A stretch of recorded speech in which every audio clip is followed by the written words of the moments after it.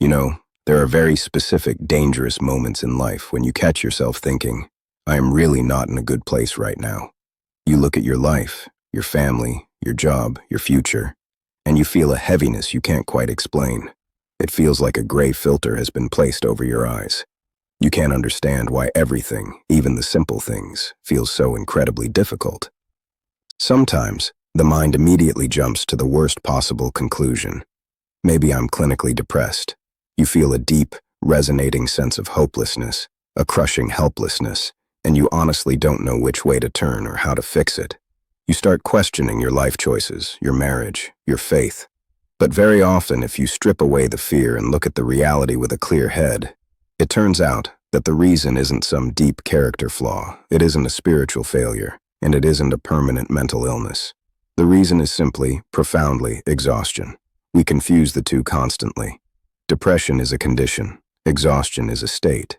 And if you treat exhaustion like depression, you will never get better. Think about it deeply for a moment. I remember a specific vivid time when I was working in the dense jungles of Papua New Guinea. I received a call over the radio, an urgent, crackling request asking me to hike to another distant village and stay there for a week to help with a crisis. I agreed immediately. I grabbed my backpack, packed my gear, and we headed out into the bush. I had never taken that specific route before, so I had absolutely no idea what kind of journey lay ahead of us. It was brutal. The heat was suffocating, the humidity was 100%. We walked and walked for hours through mud that tried to suck the boots right off your feet. We crossed a raging river not by bridge, but by balancing precariously on slippery bamboo poles and wet rocks where one slip meant being swept away into disaster. And then, the real challenge began. We started climbing a mountain. It wasn't just a hill. It was a long, punishing, steep ascent through the jungle canopy. You know that feeling when you are hiking. You climb, your lungs burn, your legs scream. You look up and see the ridge, and you think, finally the top. I've made it. You push yourself to reach it, only to discover that it wasn't the top at all. It was just a false summit, and there is yet another, higher, steeper mountain rising up behind it. That moment is crushing. It breaks your will. I was absolutely, completely exhausted. I hadn't calculated the severity of what lay ahead. I hadn't eaten properly that morning. I skipped a solid breakfast thinking I'd be fine, thinking I was tough enough, and I completely ran out of steam. My metabolic engine just shut down. I stood there, looking at the trail winding upward, and realized there was still a very long way to go. I had to stop. I had to rest for about 5 minutes, and it wasn't a choice. It was a biological necessity. If I hadn't sat down right there on the dirt, I would have physically collapsed and possibly injured myself. I sat, my chest heaving, catching my breath, waiting for the black spots in my vision to clear. I forced myself to stand up, walked a little farther, and then my legs simply refused to work. They were shaking uncontrollably. I had to sit down again. At one point, a genuine wave of despair hit me. I'll never make it. It's too far. It's hopeless. I am going to die on this mountain. But I kept moving. The strategy changed from conquering the mountain to surviving the next step. I stopped briefly, let the shaking in my legs subside, waited for my heart rate to drop, caught my breath, and then moved on. Stop. Rest. Move. That is the only way I finally reached the village by evening. And do you know what I did the moment I finally arrived? I didn't socialize. I didn't try to be a hero. I took off my heavy, mud-caked boots, peeled off my socks, sat down, and truly rested. But here's the key. I couldn't truly rest until I reached my destination. However, I never would have reached that destination if I hadn't taken those small, desperate breaks along the way. The point is, I had to rest during the journey to survive it. We all understand physical exhaustion. It's visible. We know what it feels like after intense training, hard manual labor, running a marathon, or playing sports. When your muscles fail, you don't judge yourself. You stop. You drink water. You sleep. But there is also mental exhaustion, and there is emotional exhaustion. These are dangerous because they are invisible. No one sees the heavy lifting you are doing in your mind. Sometimes you need to stop, shut out the noise, and honestly ask yourself, what exactly has drained me? What specific burdens have brought me to this point where it feels like the tank is completely empty and I have nothing left to give to anyone? Sometimes it's not about the body at all. Sometimes you've been navigating a difficult mental situation, a lawsuit, a complex project that never ends, a family crisis where you are the peacemaker for a long time, or an emotional crisis where you are constantly worried, grieving, or managing someone else's emotions, or a spiritual struggle where you feel disconnected and dry. You have been carrying this invisible weight for months, maybe years, and you simply haven't stopped to give yourself a break because you think you have to be strong for everyone else. The solution requires logic, not emotion. You have to treat yourself like a machine that needs maintenance. If you are physically exhausted, the prescription is simple.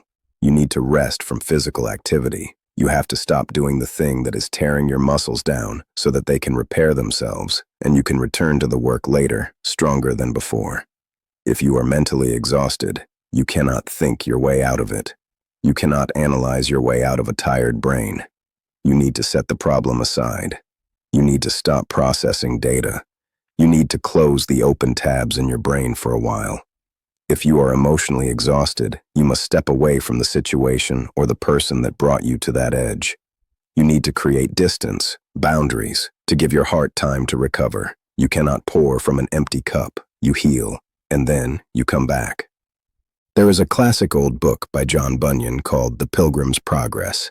The main character, Christian, has a long, perilous journey ahead of him. He starts climbing a difficult hill called difficulty.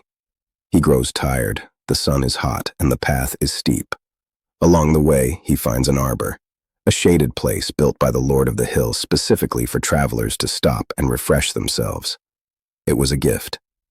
He stops, sits down, and the rest feels so good, so comforting, that he lies down and falls fast asleep. When he wakes up, it is very late in the day, the sun has set, and he has lost his daylight.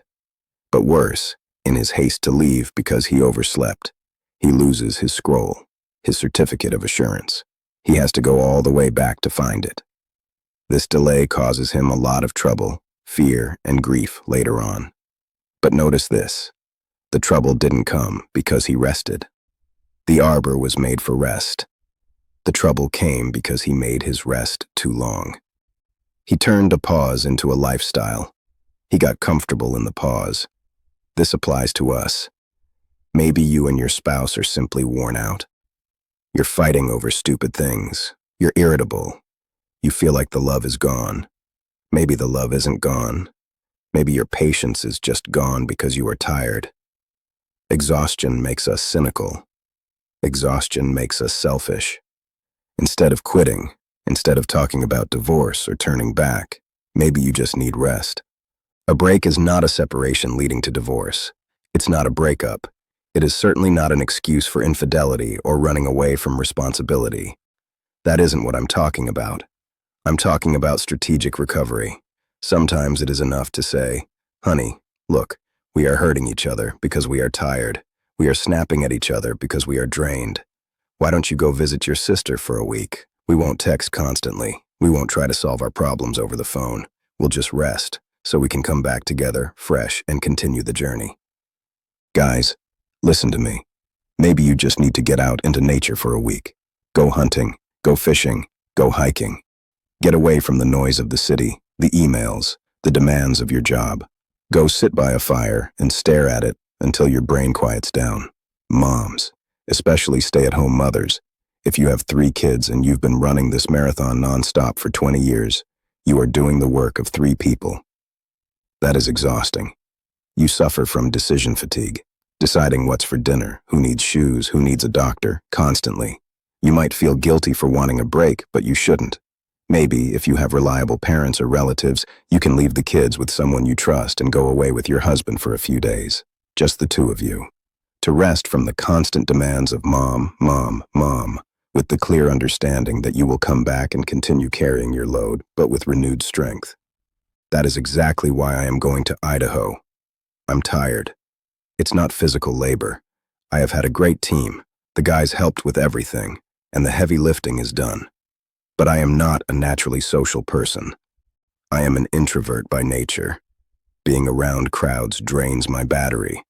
And lately, there are constantly people, letters, messages, the demands of the school, questions that need answers, and all of it requires my focused attention. I feel the drain. I am tired. And I don't want to reach the point of burnout where I become bitter and want to quit this journey. I don't want to start resenting the people I am supposed to be serving. I just want to rest, because I have the self-awareness to understand exactly what has exhausted me. And I want to encourage you today. If you feel hopeless, helpless, empty, if you find yourself stumbling and falling in areas where you used to be strong, very often we fall not because we are weak and not because we are wicked. We fall because we are simply too tired to keep walking. And we get too tired because we don't take small strategic rests along the way. We try to be superheroes, and we end up as casualties. The word vacation comes from the Latin root vacare, which means to vacate, to leave, to make empty. Vacation is not just fun. It is not just entertainment or sightseeing. True vacation is the act of leaving the stress behind. It is emptying your mind.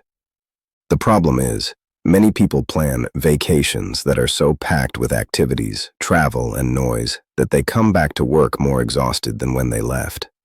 They check their work emails on the beach.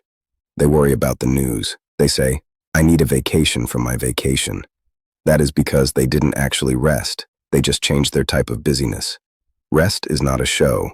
Rest is not an activity. Rest is rest. It is stillness. It is silence. So I hope you find your rest. Rest with the intentional understanding that you are catching your breath solely so you can come back and continue the journey. Don't wear yourself down to the point where you are broken, where you are no good to your family, your job, or yourself. A dead battery can't start a car, no matter how much you yell at it. Be logical about your energy. Be reasonable with your expectations. Take care of yourself. And rest. We'll see you next time.